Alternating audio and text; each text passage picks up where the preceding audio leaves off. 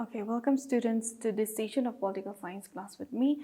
And this session will be taking up a new chapter, okay, that is chapter 13, executive in parliamentary system. Okay, what is the role of executive in the parliamentary system? We'll talk about the meaning of the executive, what are the types of executive, and the president of India. Now, when we say executive, we have three major organs of the government, right? Legislative, executive, and judiciary. Now here, we'll talk about executive. Now, executive, it is used in a very broad term. Okay, it has a very broad meaning. It indicates that branch of government, okay, who are responsible for implementing laws and policies into actions. Now, the laws and policies, they are made by the legislature, yeah, and to put into practice, okay, or to enforce them, it is the duty of the executive, okay. So it will be the executive who will implement it, who will put those laws into action. So that is the role of the executive in the broader sense. Now, when we talk in the when we use the term in the narrow sense, it is referring to that group of decision makers, often called the politicians or the ministers. Okay, in other hand, we can call it as the political executive in the narrow sense. So under this type of executive, we have two types. We have political executive as well as a permanent executive.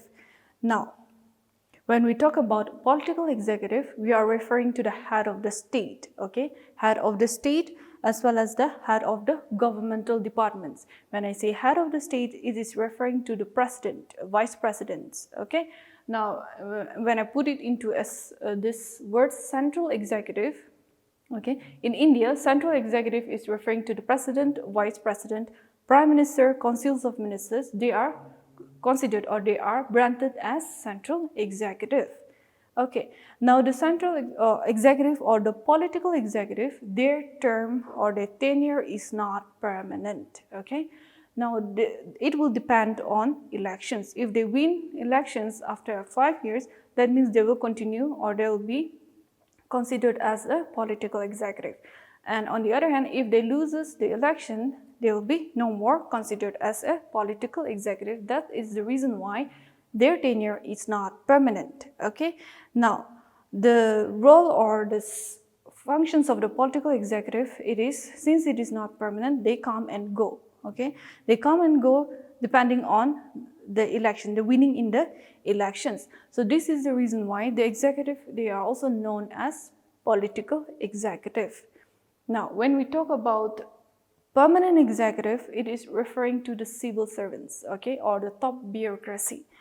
Now, the civil servants, they are appointed by the officers, yeah, they are appointed by the officers who, basing on this competitive examinations that they have cleared. Now, it is these civil servants, okay, who have special qualities, knowledge, as well as they have more ideas about the functioning of the governmental work.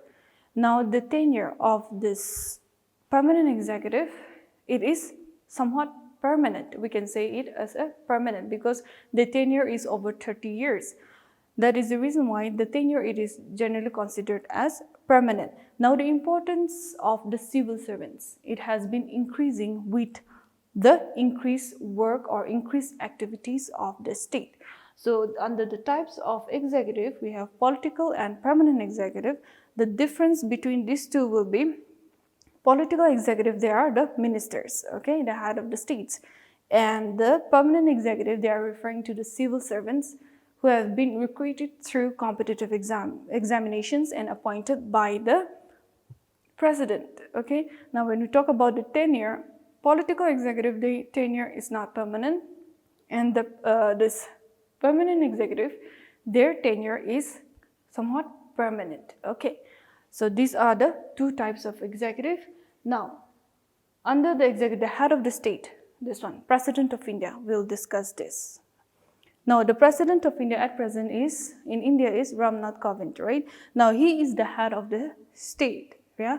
He is the head of the state as well as the head of the executive, okay? Head of the state, head of the executive, and the first citizen of India.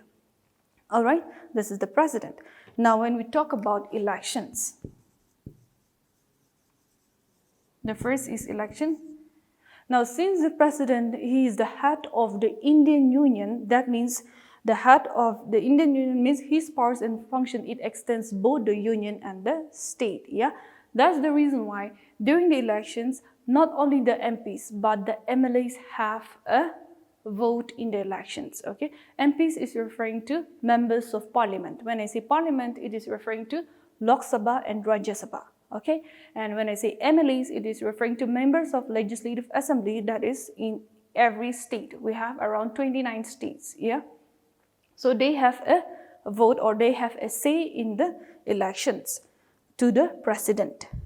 Now, the president is elected by an electoral college.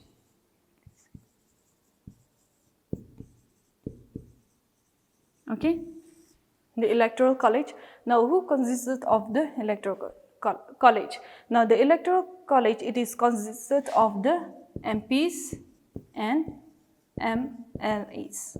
Okay, like I've said, members of parliament and members of legislative assembly, they constitute the electoral college, and it is the electoral college who will participate to the elections of the president. Now, the system of voting, okay, it is proportional representation by means of single transferable vote system. This is the system used for the elections of the president. Okay, it is known as proportional representation by means of single transferable vote system. Okay, number 2, qualifications. What are the qualifications needed to go for elections to the president? First is to be a citizen of India. Yeah, be a citizen of India. Second will be he or she must have attained the age of 35. All right. Number 3, he is qualified to become a member of the Lok Sabha. So these are the 3 qualifications a person is needed if he or she wants to contest elections for the post of president. That is, a citizen of India should have attained the age of 35, and number 3 should be or is qualified to be a member of the Lok Sabha. So these are the 3 qualifications. Okay. Now, a candidate contesting for the elections to the president should not hold the office of profit. That means he should not have any other job, when a governmental job, when he is contesting for the elections to the president. Okay. So these are the qualifications needed. 3 qualifications. Now, number 3. Terms of office. Now, the President of India has a term of 5 years. Yeah, 5 years of term. Now, the President, he may also resign. Okay, before completing the 5 years. That is, resign voluntarily. And if he or she wants to resign from the post of the President, he should write a resignation letter, and that resignation letter is to be given to the Vice President. Okay, and it is the Vice President who will communicate it to the Speaker of the Lok Sabha. Okay, at present the Speaker of Lok Sabha is Om Birla, right? So this Vice President, that is Venkaiah Naidu, at present he is the Vice President. If Ramnath Kovind, he wants to resign, that means the resignation letter he will give to Venkaiah Naidu, and it will be the Venkaiah Naidu who will present it to the Speaker of the Lok Sabha, that is Om Birla. Okay, this is how a resignation letter goes from one to the other office. Okay, that is his resignation voluntarily. Okay, that is without completing the 5 years. And the other is his term of 5 years can be cut short through the process of impeachment. Okay, impeachment. Okay, the meaning of impeachment in layman terms will be a way to remove a government officer from offices. Okay, this is a layman term for understanding the meaning of impeachment. That is, removing a government officer from the office. Okay, impeachment. Now, impeachment is the other way to remove the president.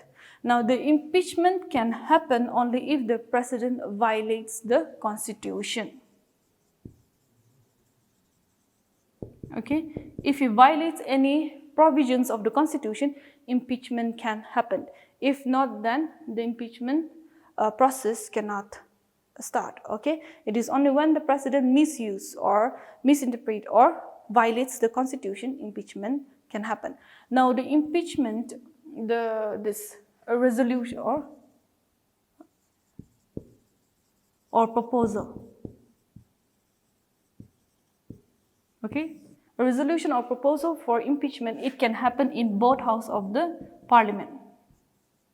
That is, it can be introduced in either house, that is Lok Sabha or Rajya Sabha. This resolution, that is impeachment. Okay, it can be introduced in any of the houses.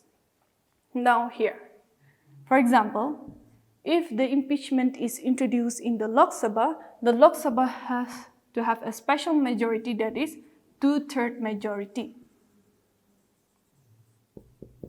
The impeachment should have the support of 2/3 majority, okay, in the Lok Sabha. And if the Lok Sabha has this 2/3 majority, it will go to the Rajya Sabha, okay. And the Rajya Sabha should also have a special majority, same, 2/3 majority, okay.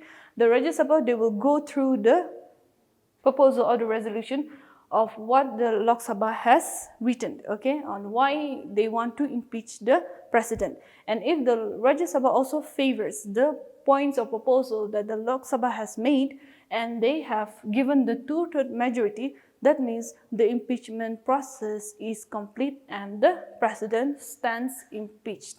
Okay, the president is removed. All right.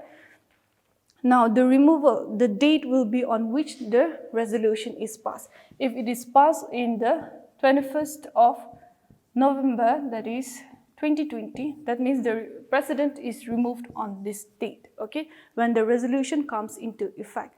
All right, so when it talks about impeachment, it can be introduced in either house, okay, and either house both should have special majority, that is 2/3 majority.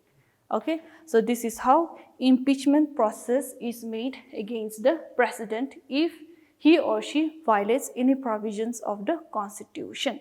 All right. Now, the next will be the powers and functions of the president. What are the powers and what are the functions of the president? We have around 4. Okay, we have executive power, we have judicial powers, we have legislative, emergency, and military and diplomatic powers. Now, when we talk about executive power, it is mostly to do with appointment. Okay, executive mostly to do with appointment.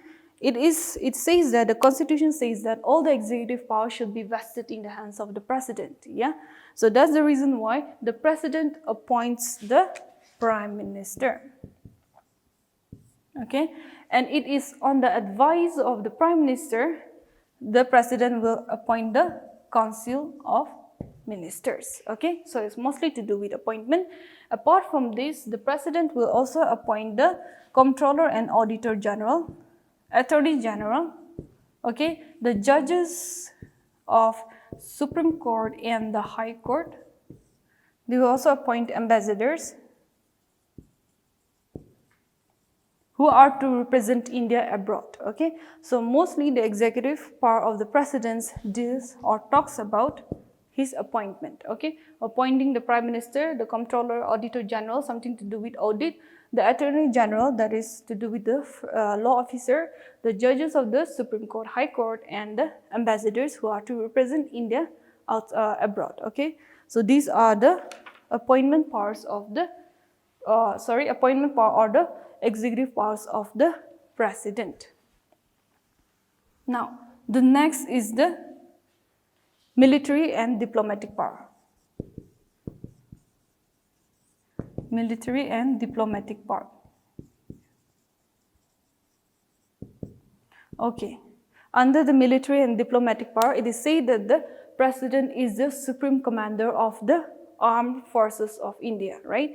Being the supreme commander of the defense force and the armed forces of India, the president has the power to declare war and conclude peace. Okay, this is about his military and diplomatic power.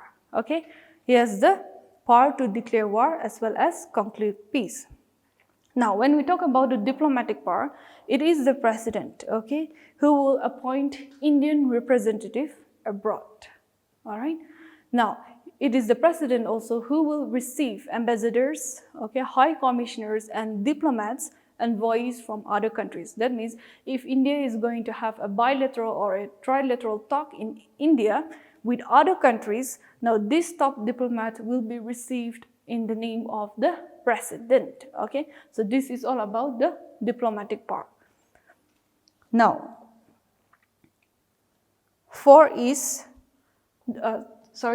point number 3 is the legislative power.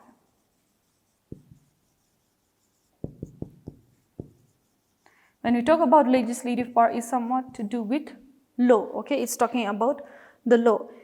Okay, now the president. Okay, it is the president who will address both houses of the parliament, that is the Lok Sabha and the Rajya Sabha. He will address the both house after every general elections. Okay, after every general election, the first session will be addressed by the president. Okay, so this is one of his legislative power. And the power, again, the president has the power to summon and prorogue. Summon means the beginning, okay, and prorogue means ending the session of the house. Now, the president can also dissolve the Lok Sabha. Okay, this is one of, again, the legislative power of the president. Now, the third will be every bill, okay, every bill that is being introduced in the House of the Parliament, this bill will become a law or an act only after President give his assent. Okay, so that much power the President has in the legislative. Okay, the bill to become a law has to have the assent of the President. Now, this bill, okay, when a bill comes to the President for his assent, the President may give his assent directly, or he may give return the bill to the Lok Sabha or the Rajya Sabha for reconsideration. Okay, he may give back the bill to both houses of the Parliament to reconsider the bill, but this, to send back the bill for reconsideration, it cannot happen to money bill. When it comes to money bill, the President has no power for this, okay? It is only in other ordinary bill, the President can send back to reconsider it or to recheck the bill, okay? Now, if the Lok Sabha and the Rajya Sabha, if they passes the bill, the same bill without any changes, okay, without any recommendation, the President has to give his assent, alright? Now, this is about the bill becoming a law, that is, it needs the President assent. Now, the last is ordinance. The ordinance, it is in Article 1, 2, 3 of the Indian Constitution. Okay, the ordinance, it can be promulgated only by the President. Okay, now the ordinance is also it has the power or the effect of a law. Okay, now the use of this ordinance is when the Lok Sabha and the Rajya Sabha is not in session. Okay, the Lok Sabha and the Rajya Sabha, they have 3 sessions, right? We have this one, the budget session we have, yeah, that is January, it starts from January and lasts till May. We have budget, we have monsoon and the winter session. When this, the house of both the Lok Sabha and the Rajya Sabha, they are in not session and India faces a law and order issue or any economic issue or any political, economic or social issue, the President will promulgate the ordinance, okay? This ordinance will have the same impact of a law, all right?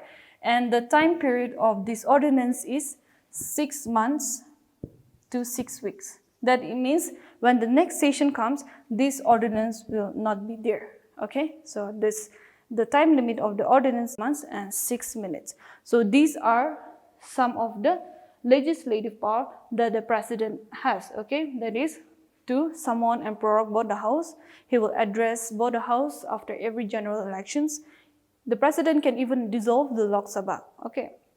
Now, when it comes to a bill, in order to become a law, President has to give an assent, and the President has this one, the promulgation of ordinance, that is in Article 1, 2, 3. So these are some of the legislative powers of the president. The next, that is judicial emergency power, we'll discuss that in the next session. So with this, we'll end this session.